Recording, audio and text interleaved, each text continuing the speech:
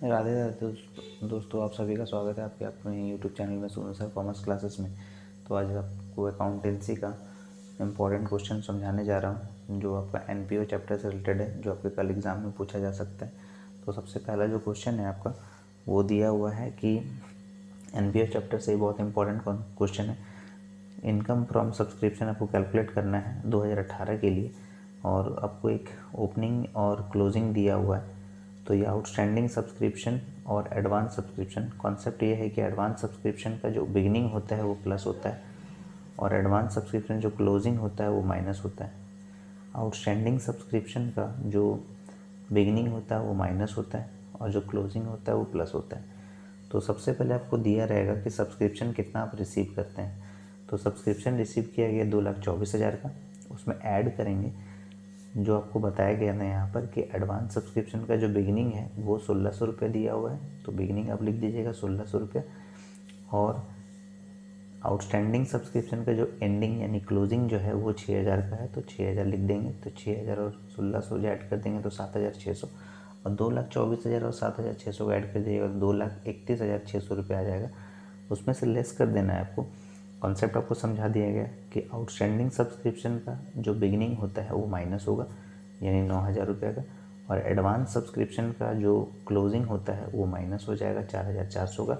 दोनों को ऐड कर देंगे तो 13,400 इसमें से माइनस कर दीजिएगा तो आ जाएगा 2,18,200। ये आपका आंसर हो जाएगा, जो मेरे हिसाब से ये आपको 3 मार्क्स का क्वेश्चन मिल सकता है आपको एग्ज़ाम के पॉइंट ऑफ व्यू से। बहुत इंपॉर्टेंट है। और ये बस ये याद रखिएगा, एडवांस सब्सक्रिप्शन का जो बिगिनिंग होता है वो प्लस होता है और एडवांस सब्सक्रिप्शन का जो एंडिंग होता है वो माइनस होता है। आउटस्टैंडिंग सब्सक्रिप्शन का जो बिगिनिंग होता है वो माइनस होता है और आउटस्टैंडिंग सब्सक्रिप्शन का जो क्लोजिंग होता है वो प्लस होता है। इतना याद रखिएगा। तो ये आपका क्वेश्चन जो है इजीली सॉल्व कर सकते हैं और 3 मार्क्स आपको मिल जाएगा इजीली। ठीक है।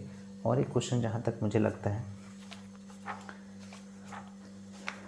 कि आपके एग्ज़ाम में पूछा जा सकता है, तो वो क्वेश्चन है आपका कि रिसिप्ट एंड पेमेंट आपको दे देगा और उसमें से आपको पूछा जाएगा कि इनकम एंड एक्सपेंडिचर क्या होगा। जैसे ये क्वेश्चन नंबर 21 जैसे लिया वो यहाँ लिख रहा है कि from the following receipts and payment account prepare and income and expenditure account for the year ending 31 मार्च 2018। ये आपको रिसिप्ट दिया हुआ है और ये पेमेंट दिया है। तो रिसिप्ट में आपको कैपिटल रिसिप्ट भी लिखा हुआ है और रेवेन्यू रिसिप्ट भी लिखा हुआ है। पेमेंट्स में आपका रेवेन्यू पेमेंट्स भी लिखा है और कैपिटल पेमेंट्स भी लिखा हुआ है। तो यहाँ पर आपको क्या लिखना है और क्या नहीं लिखना है वो ध्यान देना है, जो आप इनकम एंड एक्सपेंडिचर अकाउंट बनाते वक्त ध्यान रखेंगे। तो इनकम एंड एक्सपेंडिचर अकाउंट जब बनाते हैं आप, तो ये नॉमिनल अकाउंट होता है और नॉमिनल अकाउंट का कॉन्सेप्ट है debit all expenses and losses, credit all income and gains. तो एक्सपेंडिचर अमाउंट इनकम अमाउंट का आपका फॉर्मेट होगा और उसमें आप एक्सपेंडिचर साइड में जो आपका पेमेंट है वो एक्सपेंडिचर में लिखेंगे और जो रिसिप्ट है उसको आप इनकम में लिखेंगे। तो पेमेंट्स में क्या क्या लिखना है आपको? पेमेंट में सिर्फ रेवेन्यू पेमेंट्स लिखना है, यानी छोटा मोटा जो पेमेंट किया गया वो लिखना है, जैसे salary, rent, printing, postage, advertisement. Investment आपको नहीं लिखना है क्योंकि ये कैपिटल पेमेंट होता है, और क्लोजिंग बैलेंस ऑफ कैश आपको नहीं लिखना है। तो यहाँ पर ओपनिंग बैलेंस ऑफ कैश आपको रिसिप्ट जो दिया हुआ है यानी जो इनकम होगा उसमें नहीं लिखना है। डोनेशन आप लिखेंगे, सब्सक्रिप्शन लिखेंगे, लेगेसीज यानी वसीयत आपको नहीं लिखना है क्योंकि ये कैपिटल रिसिप्ट होता है, और इंटरेस्ट आप लिखेंगे क्योंकि ये रेवेन्यू रिसिप्ट होता है। तो सारा रेवेन्यू आइटम्स हम लोग लिखते हैं इनकम एंड एक्सपेंडिचर अकाउंट में। उम्मीद है आपको कॉन्सेप्ट समझ में आ रहा होगा। ठीक है, तो आपको बताते हैं कैसे ये सॉल्व करते हैं। तो सबसे पहले आप हेडिंग दे देंगे यहाँ पर income and expenditure account. Income and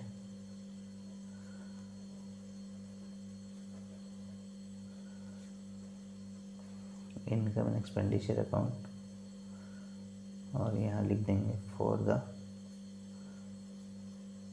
year ending 31 मार्च 2018। तो यहाँ आप लिख देंगे एक्सपेंडिचर, एक आप लिख देंगे अमाउंट, यहाँ लिख देंगे इनकम, और यहाँ लिख देंगे आप अमाउंट। तो एक्सपेंडिचर में आप लिखेंगे to salary, to rent, to printing,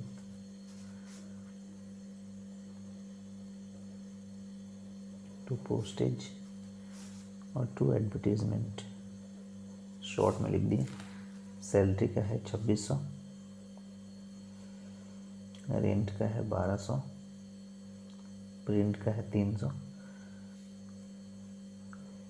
postage का है 100 रुपये और एडवर्टीजमेंट का है 250 रुपये। इनकम में लिखेंगे bye donation, bye subscription,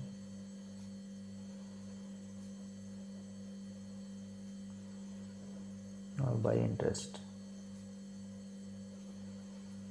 donation जो है वो है 6000 का, सब्सक्रिप्शन है 10,000 का और इंटरेस्ट है 75 रुपये का।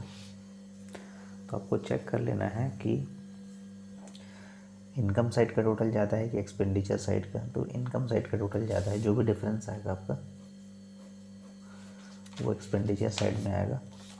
टोटल कर लेते हैं। तो 10 और 6 16,075, इधर भी लिखेंगे 16,075। तो डिफरेंस चेक कर लेते हैं क्या आएगा। 5 और 2 7, 6 2 8 3 11 1 12, 12 2 14, 14 और 6 20, 2 2 4 1 5, 11,625। तो इसको आप लिख सकते हैं टू सरप्लस,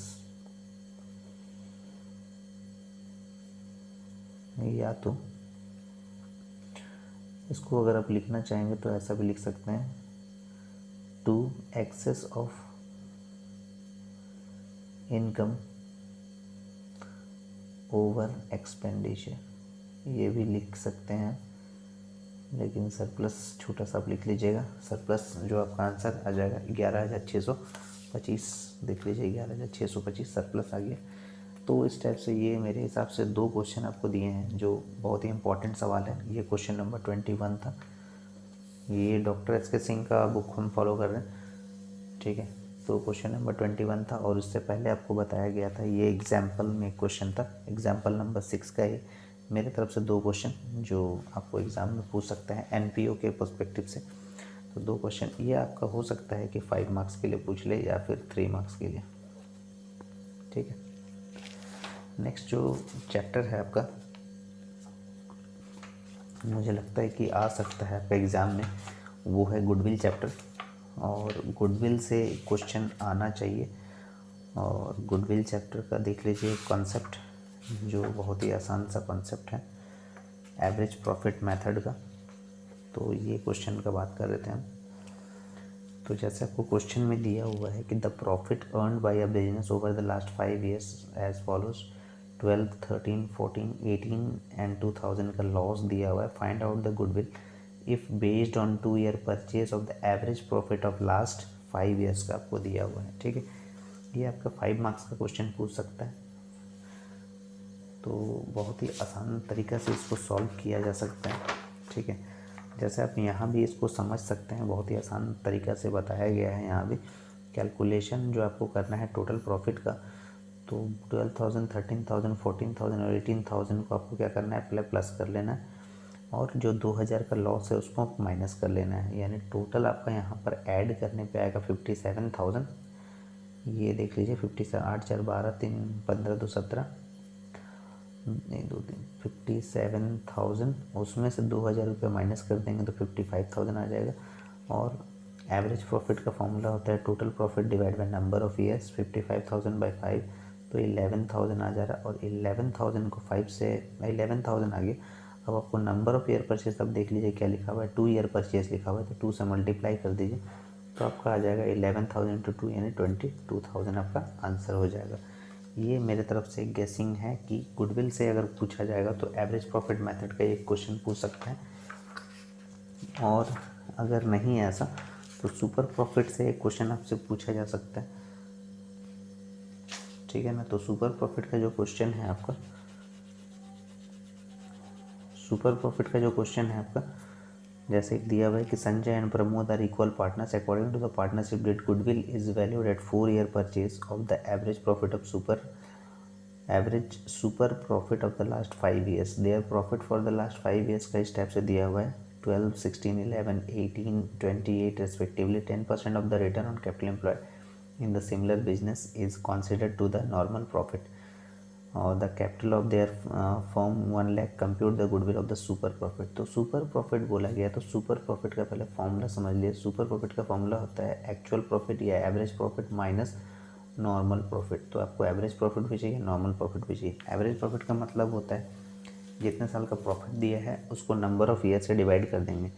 तो जैसे यहाँ पर लिखा गया है 12,000 से लेकर 28,000 तक का आप अगर ऐड करते हैं तो 85,000 आता है, और 85,000 को 5 से डिवाइड कीजिएगा तो 17,000 आ जाता है, ठीक है। तो ये आपका हो गया क्या, एवरेज प्रॉफिट हो गया 17,000 का, माइनस नॉर्मल प्रॉफिट निकालने के लिए जो आपको कैपिटल दिया हुआ है 1 लाख का, और रेट ऑफ इंटरेस्ट आपको दिया हुआ है यहाँ पर 10%। तो 1 लाख का 10% कितना आता है, 10,000 आता है। तो 17,000 में से 10,000 माइनस कीजिएगा तो कितना आ जाएगा, 7,000। और नंबर ऑफ़ ईयर परचेज आपको दिया होगा यहाँ पर, तो ये नंबर ऑफ़ ईयर परचेज आपको दिया हुआ है 4 year। तो 7,000 को 4 से मल्टीप्लाई कर दीजिएगा तो 28,000 ये आपका गुडविल हो जाएगा, ठीक है। सुपर प्रॉफिट मेथड से ये क्वेश्चन पूछ सकता है आपको। तो गुडविल से मेरे हिसाब से 2 ही क्वेश्चन आपका पूछ सकता है, या तो एवरेज प्रॉफिट मेथड और सुपर प्रॉफिट मेथड से, ठीक है। उम्मीद है आपका सारा कॉन्सेप्ट मैं क्लियर करा पा रहा हूँ। और एडमिशन ऑफ ए पार्टनर से आपको छोटा क्वेश्चंस भी पूछ सकते हैं, और बड़ा क्वेश्चन अगर देगा तो आपको 5 मार्क्स का ही पूछेगा। तो जैसे क्वेश्चन देख लीजिए, जो छोटा सा एक सवाल है कि Sanjay and Sunil are partner sharing profit losses in the ratio of 2:1. Sudhir is to be admitted as a new partner 1/4 share of in profit. Calculate a new profit sharing ratio. New profit sharing ratio आपको पूछा गया है, ठीक है। तो new profit sharing ratio अगर आपको पूछता है तो सबसे पहले आप क्या कीजिएगा, बहुत ही आसान सा है यहाँ पर कॉन्सेप्ट इसका। ये एग्जाम्पल नंबर 1 है, ठीक है, एडमिशन ऑफ ए पार्टनर का। तो जैसे यहाँ पर आप लिख दीजिएगा let profit ₹1, let profit be ₹1, ₹1 profit मान लीजिए, और सुधीर का हिस्सा यानी share of Sudhir, share of Sudhir in profit. तो सुधीर को प्रॉफिट में हिस्सा चाहिए 1/4 चाहिए, ठीक है। तो पहले तो ₹1 था, ₹1 में से 1/4 अगर हम सुधीर को दे देते हैं तो हम लोग के लिए रिमेनिंग कितना बचेगा, 3/4 बचेगा। तो 3/4 किसके लिए होगा, संजय और सुनील के लिए होगा। तो न्यू शेयर क्या हो जाएगा, नया हिस्सा जो है 1/4 देने के बाद अब संजय का नया हिस्सा क्या होगा, न्यू शेयर ऑफ संजय। तो संजय का नया हिस्सा क्या हो जाएगा, उन दोनों का पुराना रेशियो था 2/3 इंटू 3/4। तो इसको कैलकुलेट कीजिएगा तो क्या आ जाएगा 6/12। और न्यू शेयर आप अगर निकालिएगा, न्यू शेयर ऑफ सुनील, तो उसका हिस्सा था 1/3 इंटू 3/4 यानी 3/12। तो आपको पूछा गया है न्यू प्रॉफिट शेयरिंग रेशियो। तो एक है संजय, एक है सुनील और एक है सुधीर। तो संजय का जो हिस्सा है वो है 6/12, इसका है 3/12 और सुधीर का 1/4 है। तो डिनोमिनेटर में आपको 12 करना है तो 3 से मल्टीप्लाई कर दीजिए, तो न्यूमिनेटर में भी 3 से मल्टीप्लाई कर दीजिएगा तो नया रेशियो हो जाएगा 6:3:3। इसको और छोटा कर सकते हैं तो आपका न्यू प्रॉफिट शेयरिंग रेशियो हो गया 2:1:1 हो जाएगा, ठीक है। ये छोटा सा सवाल आपको पूछा जा सकता है एग्ज़ाम के पॉइंट ऑफ व्यू से। और अगर 5 नंबर का अगर हम लोग सवाल बनाते हैं जो आपको 5 मार्क्स के लिए पूछा जाएगा, तो उसके लिए आपको बनाना होगा रिवैल्यूएशन अकाउंट और पार्टनर्स कैपिटल अकाउंट आपको बनाना होगा यहाँ पर, ठीक है। तो एक क्वेश्चन हम लोग सॉल्व कर लेंगे ताकि आपका कॉन्सेप्ट क्लियर हो जाए। तो जैसे देखिए क्वेश्चन नंबर 34 का बी, 34 का बी में दिया है कि XYZ जो है वो पार्टनर्स है, रेशियो यहाँ नहीं दिया हुआ है। तो रेशियो अगर नहीं देता है तो आपको बताया गया था कि रेशियो जो होता है वो 1:1:1 हो जाएगा अगर इक्वल पार्टनर मान लेंगे इसको हम लोग। तो XYZ है। तो लाइबिलिटीज़ और एसेट्स आपको दिया गया है। मैं यहाँ बोल रहा है कि on 1 April 2019 they agree to admit A on a following conditions. तो ए को नया पार्टनर के तौर पे लिया गया और ए 1800 रुपये कैपिटल लेके आएगा और 1500 रुपये लेके आएगा गुडविल का। Machinery and furniture to be revalued at ₹950 and 380 और value of stock to be increased by 450, increase हो गया 450 रुपया से। तो प्रिपेयर बोरा रीवैल्यूएशन अकाउंट बनाइए और पार्टनर्स कैपिटल अकाउंट बनाइए। चलिए बनाते हैं। तो सबसे पहले आपको यहाँ पर ध्यान ये देना है कि जब भी आप बनाएंगे एडमिशन का सवाल तो सबसे पहले आपको बनाना होगा रीवैल्यूएशन अकाउंट बनाना होगा, ठीक है ना। तो रीवैल्यूएशन अकाउंट में रीवैल्यूएशन अकाउंट का दूसरा नाम होता है profit and loss adjustment account बोलते हैं उसको। तो रीवैल्यूएशन अकाउंट का जो फॉर्मेट होगा वो 4 कॉलम होगा, पर्टिकुलर अमाउंट हो जाएगा।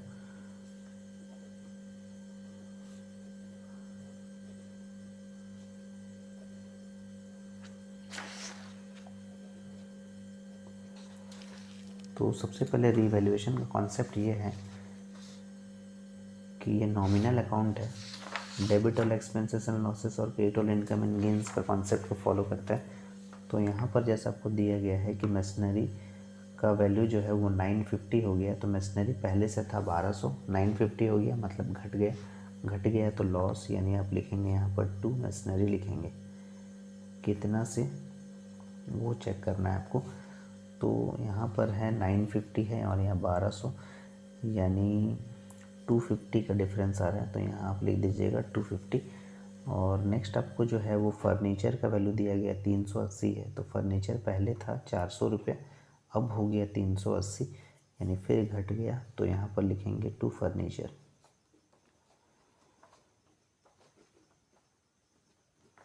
टू फर्नीचर हो जाएगा 20 रुपीज़ का।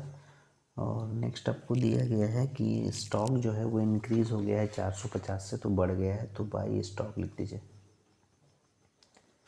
बाई स्टॉक 450, ठीक है ना। तो इतना ही आपको इन्फॉर्मेशन दिया है, आप इसको चेक कर लीजिए तो आपको प्रॉफिट आएगा। तो पहले से ही आप, क्योंकि प्रॉफिट इसलिए बोल रहे, क्रेडिट साइड का टोटल ज़्यादा है तो प्रॉफिट आएगा, डेबिट साइड का टोटल ज़्यादा है तो लॉस आएगा। तो प्रॉफिट को आप लिख दीजिएगा to profit on revaluation, to profit on revaluation transfer to partners capital account. XYZ हो जाएगा XYZ, क्योंकि पुराने पार्टनर्स को ही इसको बांटा जाएगा।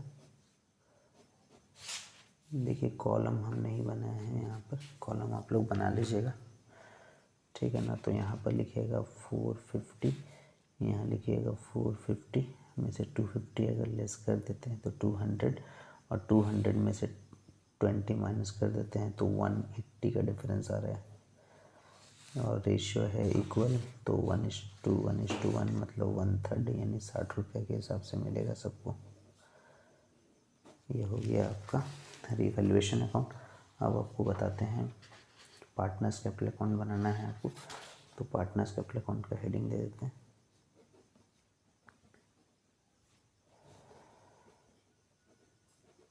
Partners capital account. तो इसके लिए थोड़ा ध्यान रखना होगा हमको, XYZ और ए पार्टनर भी है, पर्टिकुलर यहाँ हो जाएगा XYZ ए, ठीक है ना। बस एक लाइन खींचते हैं सिर्फ। तो यहाँ लिखेंगे आप by balance BD, brought down लिखते हैं हम लोग। सबसे पहले इसका कैपिटल कितना है वो लिखेंगे, 2017-50। तो पहले लिख दीजिए 2017-50 1500, इसका पहले से कोई कैपिटल नहीं है, तो बाय बैलेंस पीडी के बाद एक काम कीजिए, प्रॉफिट एंड लॉस का बंटवारा करना पड़ता है।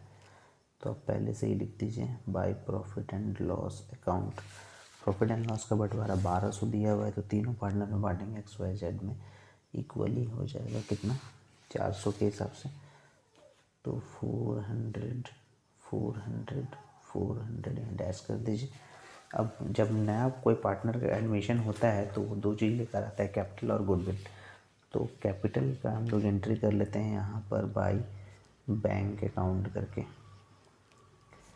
तो कैपिटल आपको लिखाएगा ए में, कितना है उसका कैपिटल, 1800 रुपये का है, तो ये कैपिटल हो गया। और उसका गुडविल को बंटवारा करना होगा पुराने पार्टनर्स में, तो by premium for goodwill, by premium for goodwill short में लिख दिए।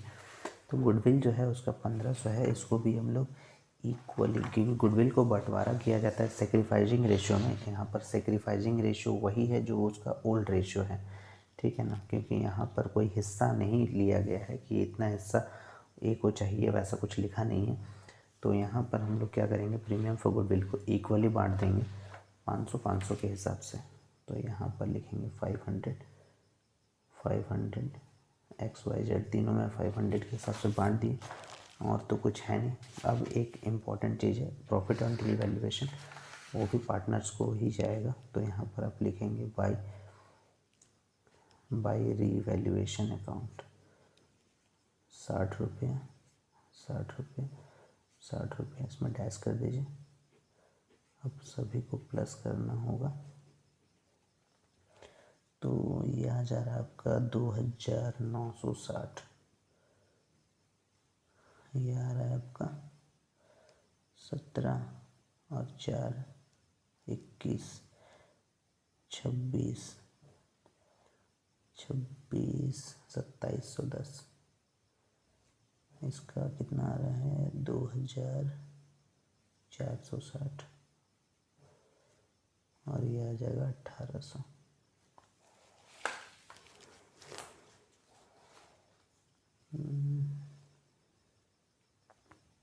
नेक्स्ट डबल लाइन से क्लोज कर देंगे, टेंशन मत लीजिए।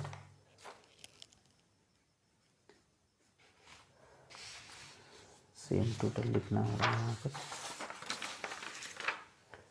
तो ये हो जाएगा 2960 2710 2460 और 1800, ठीक है ना। तो यहाँ पर जो आएगा वो क्लोजिंग आ जाएगा, तो उसको लिखेंगे टू बैलेंस सी डी उतना ही हो जाएगा, 2960 2710 2460 और 1800।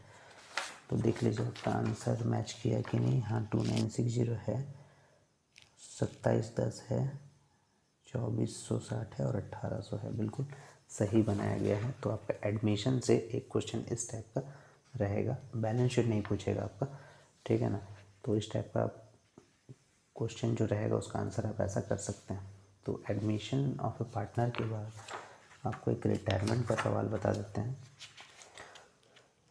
तो रिटायरमेंट में आपको इजी सवाल ऐसा भी पूछा जा सकता है कि ABC 3 पार्टनर हैं, रेशियो उसका दिया हुआ है 5:4:1, you are required to calculate the profit sharing ratio. A अगर रिटायर हो जाता है तो नया रेशियो क्या होगा, ए रिटायर हो गया यानी 5 कैंसिल हो गया यहाँ से, तो न्यू रेशियो क्या हो गया, 4:1 हो जाएगा, ठीक है। नेक्स्ट अगर मान लीजिए कि बी अगर रिटायर हो जाता है तो यानी बी यानी 4, तो ए और सी का बीच का रेशियो क्या हो जाएगा, 5:1 हो जाएगा। अब सी अगर रिटायर हो जाता तो क्या हो जाएगा, 5:4 हो जाएगा। ऐसा भी क्वेश्चन आपको पूछ सकता है, ठीक है। कभी कभी ऐसा भी क्वेश्चन पूछ सकता है कि PQR, जैसे यहाँ 3 पार्टनर है, प्रॉफिट या लॉसेस वो लोग शेयर करता है 3:2:1, आर रिटायर हो जाता है लेकिन selling his share to Q, यानी आर अपना हिस्सा को क्यू को बेच देता है, ठीक है ना। तो आर का हिस्सा जो है, अब जैसे इसको 3 2 5 1 6 यानी 3/6 2/6 और 1/6 है, तो आर का हिस्सा जो है PQR, आर का हिस्सा कितना है, 1/6 है। ये अपना हिस्सा क्यू को सेल कर देगा, और क्यू का अपना हिस्सा कितना है, 2/6 है। तो 2/6 है तो क्यू का हिस्सा क्या हो जाएगा, बढ़ जाएगा। क्यू का हिस्सा कितना हो जाएगा, 3/6 हो जाएगा, ये क्यू का हिस्सा हो जाएगा।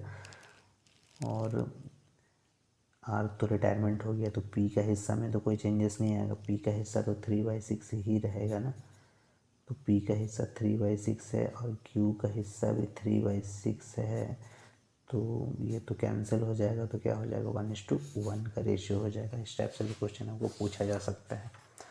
तो चलिए एक बड़ा क्वेश्चन आपको सॉल्व करके बताते हैं कि रिटायरमेंट में क्या कॉन्सेप्ट है इसका। बहुत ही इम्पोर्टेंट है, एग्ज़ाम के पॉइंट ऑफ व्यू से 5 नंबर के लिए पूछेगा आपको रिटायरमेंट का कोई बड़ा सवाल अगर देता है तो जैसे यहाँ पर पूछा गया है कि CPS जो है where partners sharing profit 2/5, 3/10, 3/10 respectively their balance sheet इस टाइप से दिया 31 दिसंबर 2018 के लिए वाज एज फॉलो। लायबिलिटीज आपको दिया हुआ है, कैपिटल में CPS का दिया हुआ है, रिजर्व आपको दिया हुआ है, बिल्स पेबल और क्रेडिटर्स दिया हुआ है, building plant motor car stock debtor में प्रोविज़न दिया गया और कैसेट बैंक दिया हुआ है, ठीक है ना। अब इसमें बोला गया है कि पी रिटायर हो जाता है और पी रिटायर होने के बाद the goodwill of the firm जो दिया है वो 7,000 का है। स्टॉक एंड बिल्डिंग बोल रहा है अप्रिशिएटेड हो गया है 10% से, प्लांट एंड मोटर कार जो है वो डिप्रिशिएटेड हो गया है 10% से, liability for the payment of gratuity to workers जो दिया हुआ है वो 2,000 का है। और यहाँ पर आपको दिया गया है provision for bad debt is no more necessary और it is decided not to maintain the goodwill account in the books. तो आपको पूछा गया है रीवैल्यूएशन अकाउंट बनाइए और पार्टनर्स कैपिटल अकाउंट बनाइए, ठीक है ना। तो जैसे देखिए रीवैल्यूएशन अकाउंट अगर हम लोग बनाते हैं इसका, क्वेश्चन नंबर 17 का ए है, जैसे अगर रीवैल्यूएशन अकाउंट बनाते हैं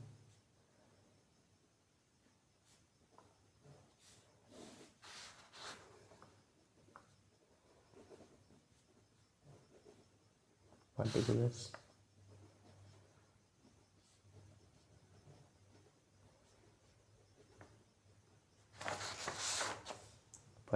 अमाउंट,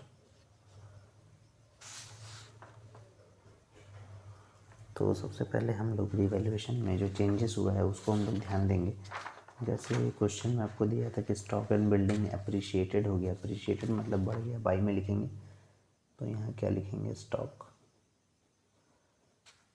बाई स्टॉक था और एक था बिल्डिंग बाई बिल्डिंग। तो ये वो रहे कि 10% से बढ़ गया, तो स्टॉक का वैल्यू देख लीजिए कितना है 10,000 का, 10% मतलब 1,000, और बिल्डिंग में 10% बढ़ गया मतलब 1,800,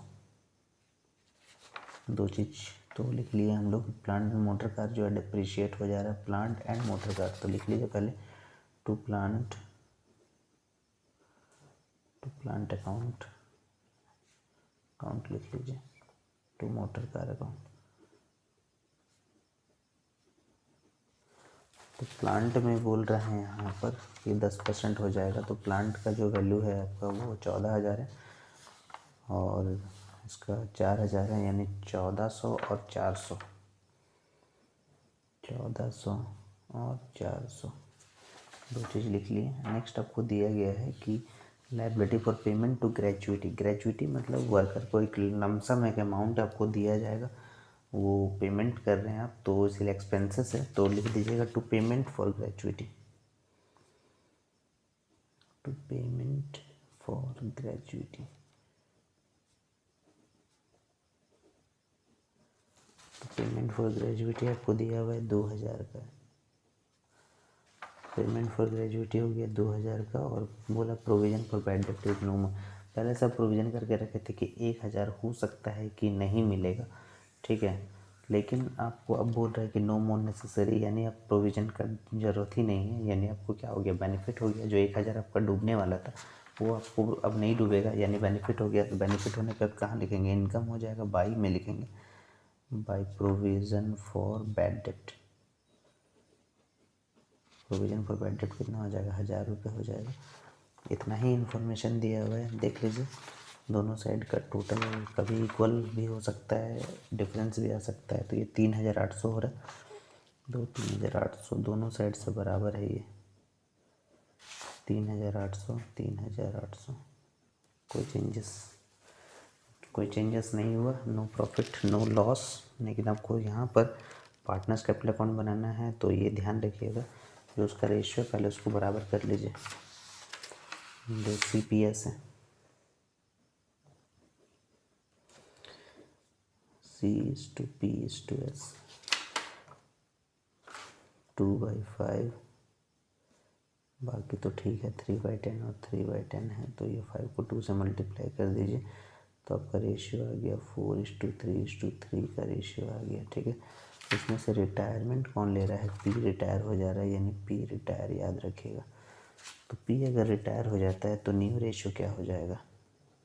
न्यू रेशियो जो होगा वो C और S के लिए हो जाएगा 4:3 का हो जाएगा। ठीक है ना, तो 4:3 का हो जाएगा। लेकिन यहाँ पर गुडविल का बंटवारा आपको करना होगा, क्योंकि जब नया पार्टनर आता है तो गुडविल और कैपिटल तो लेके आया होगा, लेकिन यहाँ पर क्या हम लोग बना रहे, रिटायरमेंट का सवाल बना रहे। तो P अगर रिटायरमेंट अगर हो गया तो गुडविल का हिस्सा तो चाहिए, तो गुडविल का हिस्सा जो होगा वो फिर बंटवारा कर देंगे हम लोग जो रिमेनिंग पार्टनर में है। तो पहले गुडविल चेक कर लेते हैं कि P का शेयर ऑफ गुडविल क्या है।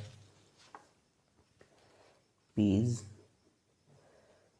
शेयर ऑफ गुडविल, तो P का हिस्सा कितना है? 3/10 है, और गुडविल कितना दिया गया है आपको? 7।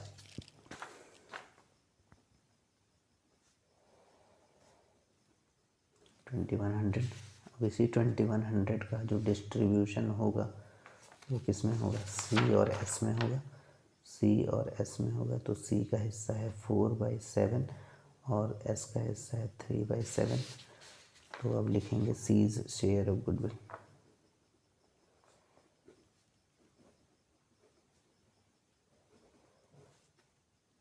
फोर बाई 7 इंटू 2100, यानी कितना आ जाएगा? 1200। और S share of goodwill 3/7 into 2100, यानी 900 रुपये। ये याद रखिएगा। तो इसका एक एंट्री हम लोग बना सकते हैं, तो उस एंट्री का यूज़ हम लोग करेंगे कैपिटल अकाउंट में। तो इसका एंट्री हो जाएगा C's capital account debit, S capital account debit to P's capital account. तो ये 1200, 900 और ये 2100। पार्टनर्स कैपिटल अकाउंट बनाते हैं।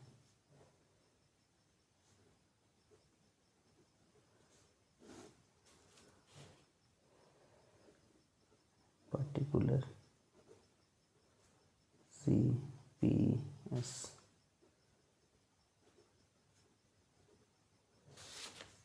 CP और S। तो सबसे पहले क्या लिखते हैं? Capital by balance brought down 16, 12, 10,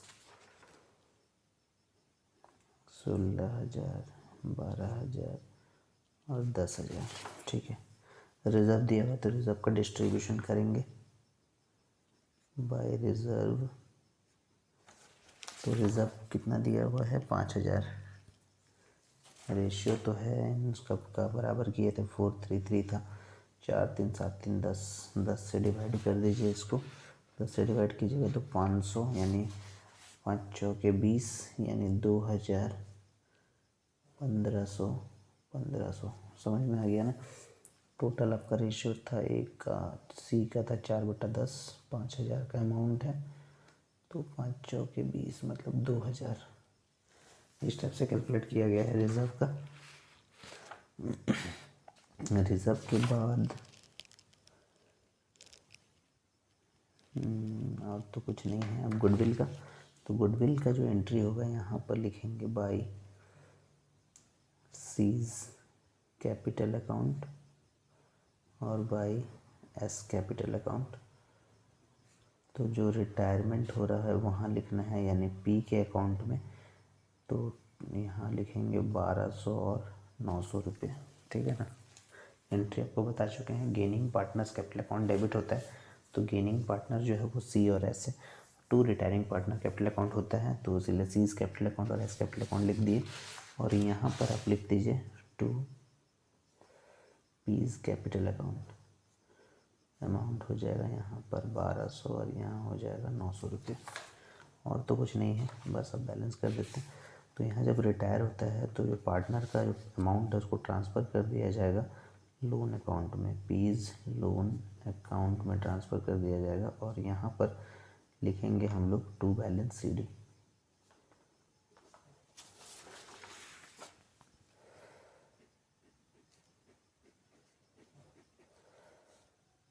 सोलह दो 18,000,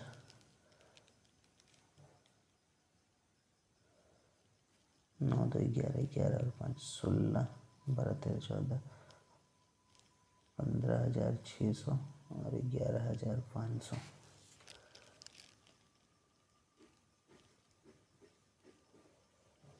तो ये है आपका 18,000, 15,600 और 11,500। तो 18 में से गया 17, 16,800। लोन इसमें नहीं आएगा, इसमें आ जाएगा पूरी पी का लोन अकाउंट आ जाएगा 15,600 का। और इसमें आ जाएगा आपका 900, 9 6 15, यानी 10,600 रुपये। ठीक है ना। उम्मीद है समझ में आ रहा होगा आपको। ये रिटायरमेंट का सवाल था, पूरा कॉन्सेप्ट आपको क्लियर कर दिया गया है। तो एग्ज़ाम में अगर आएगा तो आप लोग बना लीजिएगा, ईज़िली आप बना लेंगे। तो आप आंसर चेक कर लीजिए। एक का आ रहा है 16,800, एक का आ रहा है 15,600 और एक का आ रहा है 10,600। तो ये आपका फाइनल आंसर हो गया। रिटायरमेंट से मेरे हिसाब से यही 2 क्वेश्चन आपका आने का चांसेस है, यही कॉन्सेप्ट में रहेगा। और डिसोल्यूशन तो आपका कोर्स में नहीं दिया गया है, ठीक है। जो आपके कोर्स में है वो है शेयर से रिलेटेड आपका चैप्टर पूछा जाएगा। तो शेयर का आप सिर्फ जनरल एंट्री याद कीजिएगा तो बहुत हद तक आपको हेल्प मिल जाएगा, जनरल एंट्री अगर आप याद करते हैं तो। और आपको पूछा जा सकता है, जैसे आपका मॉडल सेट में दिया गया है, ओवर सब्सक्रिप्शन का एक सवाल आपको दिया गया है, ठीक है ना। तो ओवर सब्सक्रिप्शन जो होता है वो समझाने का कोशिश करते हैं आपको।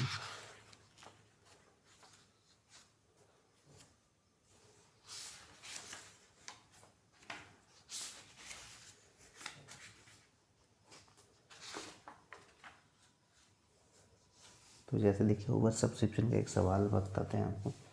जैसे यहाँ लिखा हुआ है कि A limited company issue 10,000 shares 20 each के हिसाब से 4 रुपया एप्लीकेशन में होगा, 8 रुपया अलॉटमेंट में होगा, 8 रुपया फर्स्ट कॉल में होगा। एप्लीकेशन आ गया है 12,500 शेयर का।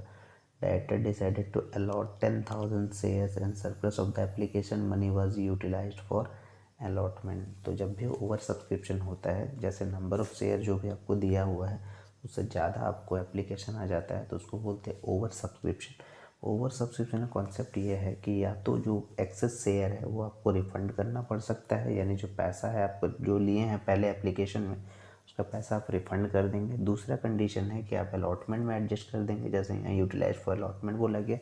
और तीसरा कंडीशन है कि पार्टली, यानी कुछ हिस्सा जो है आप रिटर्न कर देंगे और कुछ हिस्सा जो है अलॉटमेंट में एडजस्ट कर देंगे। तो जैसा कुछ कंडीशन पूछा जाए वैसा आपको एंट्री करना है। तो जैसे इस कंडीशन में आपको एंट्री करना है तो सबसे पहले आपको दिया गया है, तो इसका एंट्री अगर आप करेंगे तो सबसे पहले सिंपल सा आपको कॉलम बनाना होगा। तो यहाँ लिखना होगा जैसे इन the books of A limited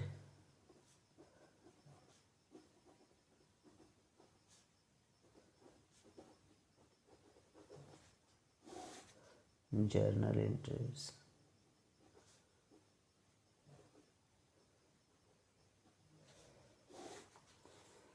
तो इसका फॉर्मेट आप बना लीजिएगा, डेट,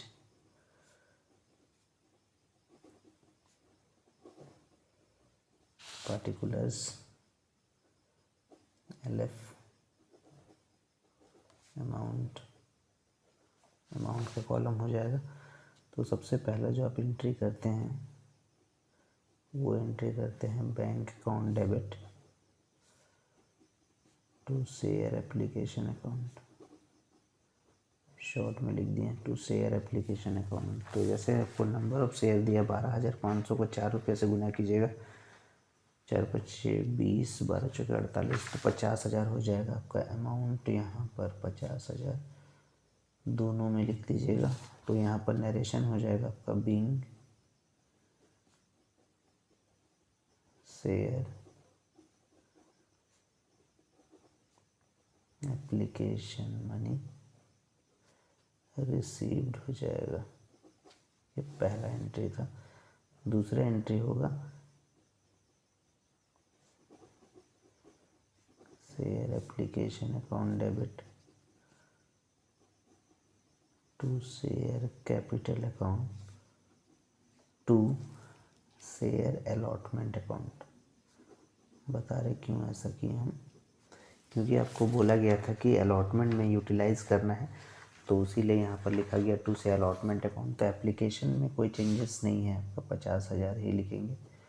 शेयर कैपिटल जो होता है वो एक्चुअल शेयर से मल्टीप्लाई किया जाता है। 10,000 शेयर था आपका, 4 रुपये के हिसाब से मल्टीप्लाई कीजिएगा तो 40,000 रुपये आ जाएगा। और एक्स्ट्रा कितना था आपका 2500, 4 से गुना कीजिएगा तो कितना आ जाएगा 10,000। तो टोटल देखिए 50,000 हो गया ना। तो यहाँ लिखिएगा being share application money transfer to share capital account and excess application money adjusted in allotment,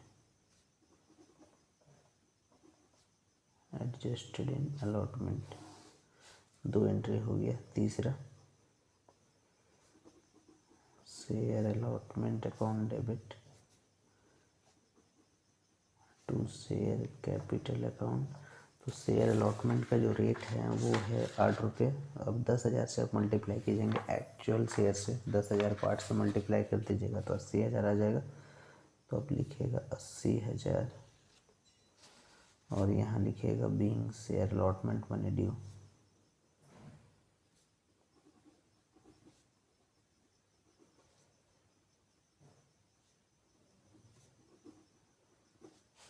चौथा हो जाएगा bank account debit to share allotment account. तो 80,000 टोटल आपको जो है पे करना था कंपनी को, लेकिन अब 10,000 तो पहले से ही ज़्यादा दे चुके हैं, तो 10,000 आप माइनस करके पेमेंट करेंगे, यानी 70,000 रुपया कंपनी रिसीव करेगा आपसे।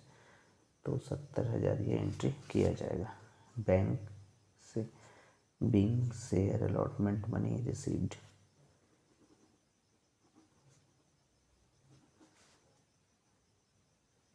मनी रिसीव्ड 5वां एंट्री हो जाएगा। क्या था, शेयर फर्स्ट कॉल था ना, ठीक है। Share first call account debit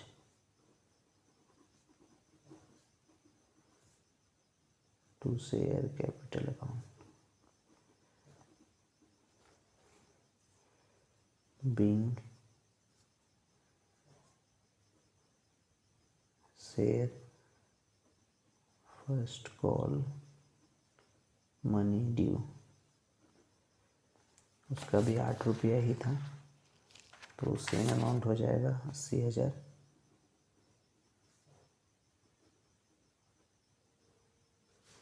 और लास्ट एंट्री हो जाएगा बैंक वाला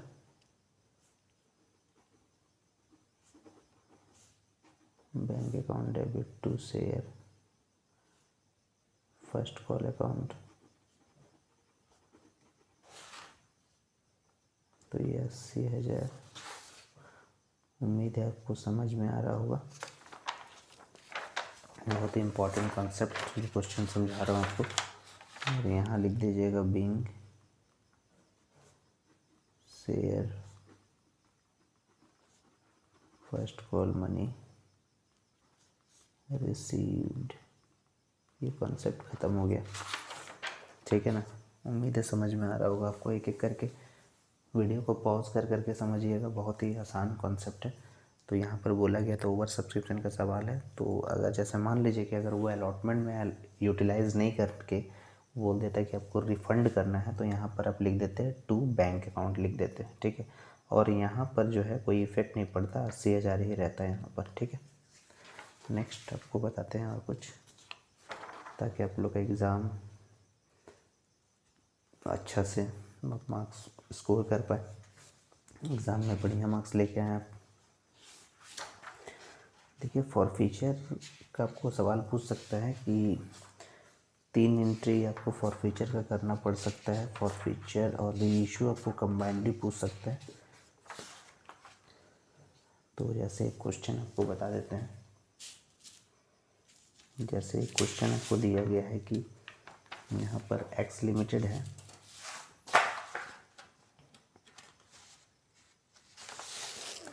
एक्स लिमिटेड फॉरफिटेड लिखा गया है 1000 shares 10 due to non payment of final call of ₹4 out of this only 600 shares are reissued at ₹7 each as fully paid, give general interest for the forfeiture and reissue.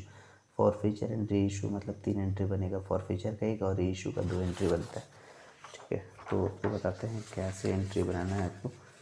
तो यहाँ तो देखिए आपको entry बना हुआ है, तो आपको सिर्फ समझा देते हैं कैसे आपको सॉल्व करना है इसको। तो सबसे पहले देखिए यहाँ पर 1000 शेयर है, नॉन पेमेंट ऑफ हो रहा है फाइनल कॉल। तो जब भी शेयर का पैसा नहीं पेमेंट किया जाता है तो शेयर को कंपनी जब्त कर लेती है, और जब्त करने का एंट्री होता है शेयर को कैंसिल करने का, यानी शेयर कैपिटल अकाउंट को डेबिट किया जाता है। जिसमें पैसा नहीं मिल रहा तो 2 शेयर फाइनल कॉल अकाउंट लिखेंगे और 2 शेयर फॉरफिटेड अकाउंट लिखेंगे। तो शेयर कैपिटल का जो आप अमाउंट लिखते हैं वो लिखेंगे 1000 शेयर है, 1 शेयर का दाम है 10 रुपया, यानी 10,000 रुपये। और फाइनल कॉल जो आपने दिए हैं 1000 4 रुपये के हिसाब से मतलब 4000। और फॉरफिटेड में कितना आप शेयर का पैसा दिए हैं उसको जब्त कर लिया गया है, यानी अगर 10 रुपया था, 4 रुपया अगर आप नहीं दिए हैं, यानी 6 रुपया तो दिए हैं ना, तो 1000 गुना 6 मतलब 6000 रुपये। नेक्स्ट आपको होता है रीइशू कर रहे हैं आप, तो रीइशू 3 तरीक़ा से होगा, एट पार, प्रीमियम और डिस्काउंट। तो यहाँ पर रीइशू किया गया 7 रुपये के हिसाब से, और 1 शेयर का दाम था 10 रुपया, लेकिन अब रीइशू किए हैं 7 रुपये मतलब डिस्काउंट में किए हैं। तो bank account debit, forfeited share account debit to share capital account होता है। तो बैंक में आप लिखेंगे कितना रीइशू कर रहा है 600, तो 600 को मल्टीप्लाई करिएगा 7 से, यानी 4200। शेयर कैपिटल हो जाएगा आपका 600 गुना 10 मतलब 6000, और जो डिफरेंस है वो लिखेंगे फॉरफिटेड में। क्या आप समझ सकते हैं ऐसा भी, क्योंकि 3 रुपया करना है तो 600 गुना 3 मतलब 1800। 2 एंट्री करने के बाद सबसे इम्पॉर्टेंट लास्ट एंट्री होता है forfeited share account debit to capital reserve. जो भी एबनॉर्मल प्रॉफिट होता है कॉर्पोरेट अकाउंटिंग में उसको हम लोग ट्रांसफ़र करते हैं कैपिटल रिजर्व में। तो share forfeited share account debit to capital reserve account, तो इसका अमाउंट देखिए 1800 कैसे आ रहा है वो समझिए, बहुत ही इंपॉर्टेंट कॉन्सेप्ट है। देखिए आप फॉरफिटेड किए हैं यहाँ पर 6000 रुपये, फॉरफिटेड हुआ है 6000 रुपये, लेकिन फॉरफिटेड शेयर कितना था 1000 शेयर के लिए किए थे, लेकिन आपको रीइशू कितना करना है ओनली 600। तो 600 के लिए कितना होगा 3600 हो जाएगा, यानी 6000 जो है वो चेंज होकर कितना हो गया 3600 हो जाएगा। और ये तो 600 के हिसाब से ही रीइशू हुआ है, तो इसका फॉरफिटेड कितना हुआ है 1800। तो ये डेबिट था, सॉरी ये जो आपका एंट्री था ये क्रेडिट था, और ये क्या है डेबिट है। तो क्रेडिट को आप चेंज किए 3600 में, और ये डेबिट कितना है 1800 का है। तो ये दोनों का डिफरेंस कितना हो गया 1800, तो 1800 क्या हो जाएगा क्रेडिट। तो आप एंट्री कीजिएगा forfeited share account debit to capital reserve account, ठीक है।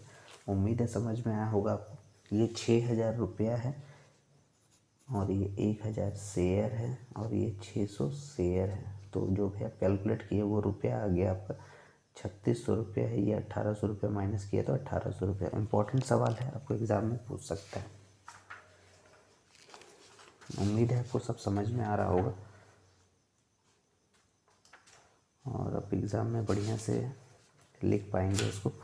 तो इस टाइप का क्वेश्चन अगर आता है तो आप इजीली सॉल्व कर पाएंगे। तो शेयर से रिलेटेड सारे क्वेश्चन आपको बता दिया गया। मेरे हिसाब से डिवेंचर से क्वेश्चन नहीं आएगा, तो शेयर से आपका क्वेश्चन आएगा और आप इजीली सॉल्व कर पाएंगे शेयर से रिलेटेड जो भी आपका क्वेश्चन आएगा। एक आपको दिया हुआ है अकाउंटिंग रेशियो।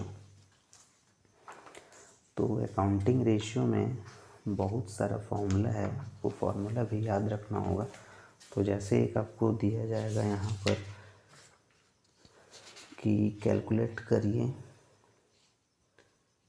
जैसे यहाँ दिया जा सकता है कि कैलकुलेट कीजिए आप लिक्विड रेशियो, ठीक है ना, लिक्विड रेशियो। तो लिक्विड रेशियो का जो फॉर्मूला होता है, लिक्विड रेशियो का जो फॉर्मूला होता है, liquid ratio equals to liquid assets divided by current liability, ये उसका फॉर्मूला होता है, ठीक है ना।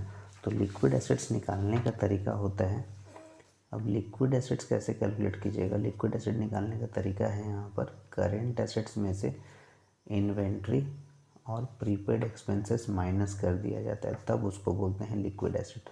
तो जैसे यहाँ करंट एसेट्स आपको दिया हुआ है 80,000 का, इन्वेंट्री आपको दिया हुआ है 25,000 का, और प्रीपेड एक्सपेंसेस आपको दिया हुआ है 5,000 का। तो 80 में से आप 30,000 घटा देंगे तो कितना आ जाएगा, 50,000 आ जाएगा लिक्विड एसेट्स। तो 50,000 आप लिख देंगे यहाँ पर, और करंट लायबिलिटी आपको दिया हुआ है 50,000, तो आपका रेशियो आ गया 1:1 का, ये हो गया आपका आंसर। ऐसा आपको पूछा जा सकता है, ठीक है ना, इजीली आप सॉल्व कर लेंगे। करंट रेशियो भी पूछ सकता है, current assets by current liabilities होता है। तो जैसे यहाँ पर एक क्वेश्चन आपको दिया गया है कि if current ratio is 1.5 times and current liabilities ₹60,000, calculate current assets आपको पूछा गया है, ठीक है ना, ये पहला नंबर पॉइंट के लिए। तो करंट रेशियो जो है, आपको करंट रेशियो का पहले फॉर्मूला पता रखना हो, पहले पता करना होगा करंट रेशियो का फॉर्मूला क्या होता है, current assets by current liabilities होता है। तो करंट रेशियो आपको दिया हुआ है कि 1.5 टाइम्स है, और करंट एसेट्स आपको नहीं पता, वही निकालना है, लेकिन करंट लायबिलिटी तो पता है आपको 60,000 का है। तो current assets equals to cross multiply कर दीजिए तो कितना हो जाएगा, 90,000 हो जाएगा। ये पहला आंसर हो गया आपका 90,000। नेक्स्ट कॉन्सेप्ट में आपको दिया calculate current liabilities if current assets और करंट रेशियो दोनों दिया हो। तो यहाँ पर आप लिखेंगे current ratio equals to current assets by current liabilities. तो करंट रेशियो आपको दिया हुआ है 2.5 टाइम्स, करंट एसेट्स आपको दिया हुआ है 2 लाख, और करंट लायबिलिटी जो है आपको वही फाइंड आउट करना है। तो 2.5 यहाँ दिया हुआ है, तो आप ऊपर ऊपर भी काट सकते हैं, आपको पता है, लेकिन आपको ऐसे इजीली बताते हैं। तो 2.5 करंट लायबिलिटी इक्वल्स टू कितना हो जाएगा, 2 लाख। तो करंट लायबिलिटी इक्वल्स टू हो जाएगा 2 लाख बाई 2.5, पॉइंट हटा देंगे तो 25/200 मतलब 80,000 का।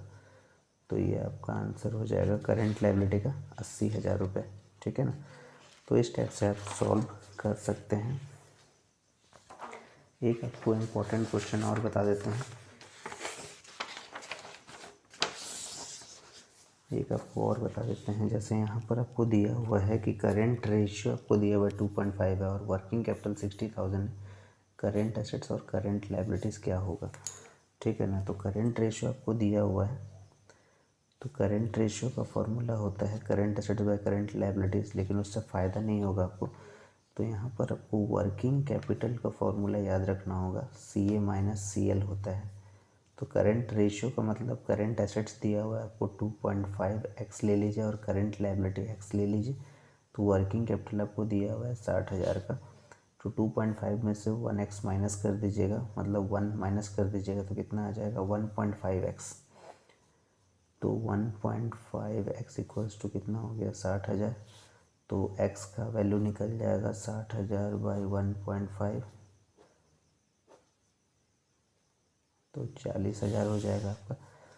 तो 40,000 हो जाएगा। x हम लोग क्या माने थे, करंट लायबिलिटी, यानी करंट लायबिलिटी हो गया आपका 40,000 का, और करंट एसेट्स जो होगा वो आपका होगा 2.5x, यानी 2.5 इंटू 40,000, तो ये आपका हो जाएगा 1 लाख, ठीक है।